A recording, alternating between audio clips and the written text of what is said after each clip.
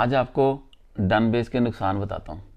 ये देखें, कुछ वीज़ाज़ लग के हमारे पास आ चुके हैं और ये लोग कहते हैं कि इनके पास पैसे नहीं है।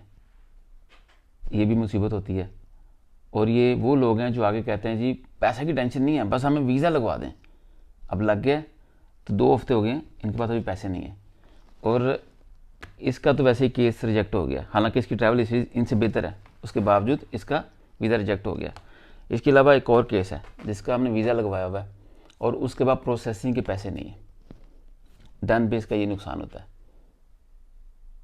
इसी वजह से ये जो एजेंट्स लोग होते हैं ना, ये आप लोगों से पहले पैसे लेते हैं, फिर आप लोगों को जलील करते हैं। क्योंकि अगर वो आपको जलील नहीं करेंगे, फिर आप उनको जलील करेंगे जो आप पे भरोसा करेंगे। होता है हर चीज़ के अंदर। मुझे पहले भी कई लोगों ने बताया था कि ऐसा हो सकता है, हमें भी आइडिया था कि ऐसा हो सकता है और ऐसा हुआ।